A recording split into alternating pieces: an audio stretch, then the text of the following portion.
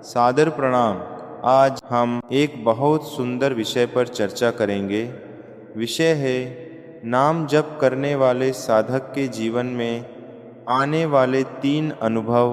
आपने थंबनेल में देखा होगा 3 रास्ते। तो चलिए इस पर विचार करते हैं। एक सच्ची घटना सुनिए। उज्जैन के पास एक गांव में एक अध्यापक रहते थे। बहुत सरल स्वभाव।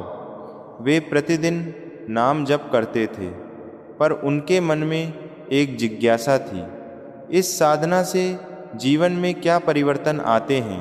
वे हरिद्वार गए। वहाँ गायत्री परिवार का वातावरण देखा। वहाँ रखी पुस्तकों को पढ़ा और उन्हें 3 पुस्तकों में बहुत प्रकाश मिला। पहली पुस्तक का नाम है नाम साधना। इस पुस्तक को पढ़कर उन्हें लगा कि नाम जप मन की भूमि को सींचने जैसा है। दूसरी पुस्तक है जप से जीवन निर्माण। इसमें यह समझ आया कि निरंतरता कैसे जीवन में नई ऊर्जा भरती है। और तीसरी पुस्तक है गायत्री और युग निर्माण।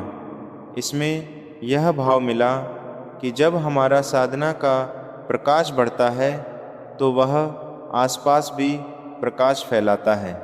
इन पुस्तकों से और संतों की चर्चाओं से हमें यह समझ आता है कि नाम जप के मार्ग पर चलने वाले को प्रायः 3 प्रकार के अनुभव होते हैं।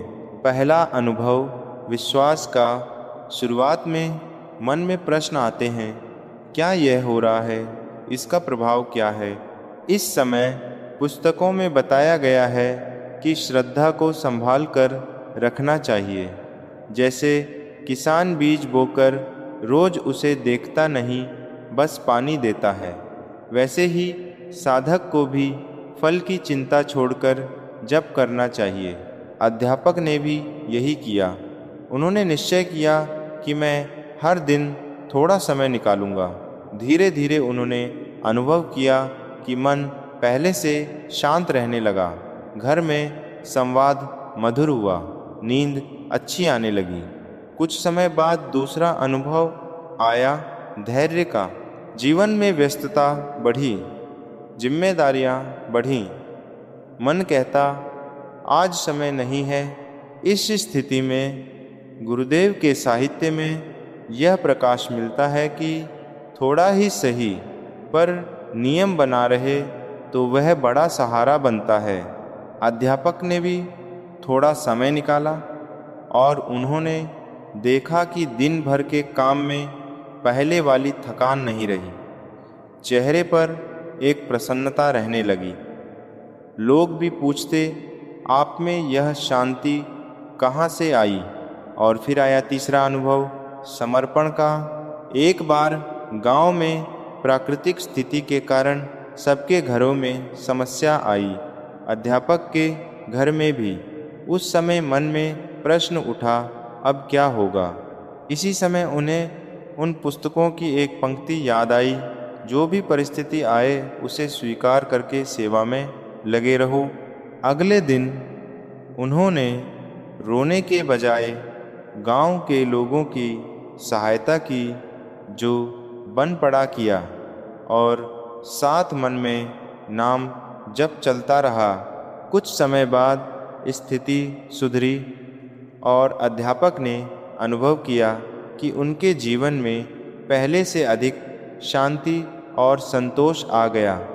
रिश्ते और मजबूत हुए। बच्चे पढ़ाई में मन लगाने लगे।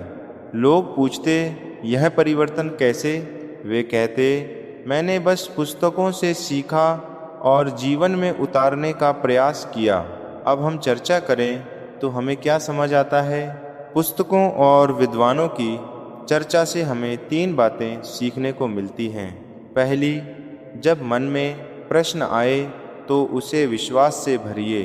दूसरी, जब समय कम लगे तो भी धैर्य से नियम निभाइए। तीसरी, जब जीवन में कोई परिस्थिति आए तो उसे सीख मानकर सेवा भाव रखिए। युग निर्माण मिशन भी यही प्रेरणा देता है। पहले स्वयं के जीवन में प्रकाश, फिर परिवार में, फिर समाज में नाम जप को गुरुदेव के साहित्य में बीज की उपमा दी गई है। बीज को समय चाहिए, जल चाहिए, धैर्य चाहिए और जब वृक्ष बनता है तो वह स्वयं भी बढ़ता है और दूसरों को भी छाया देता है। इसीलिए आज हम सब एक छोटा संकल्प ले सकते हैं। दिन में कुछ पल अपने आराध्य के नाम के लिए बिना किसी अपेक्षा के केवल प्रेम से। यदि यह चर्चा आपको अच्छी लगी हो तो कमेंट में लिखिए, मैं भी नाम जप का प्रयास करूँगा, और इस विचार को एक और व्यक्ति तक पहुँचाइए। हो सकता है किसी के जीवन में प्रकाश आ जाए। जय गुरुदेव। जय माँ गायत्री। हम बदलेंगे, युग बदलेगा। हम सुधरेंगे, युग सुधरेगा।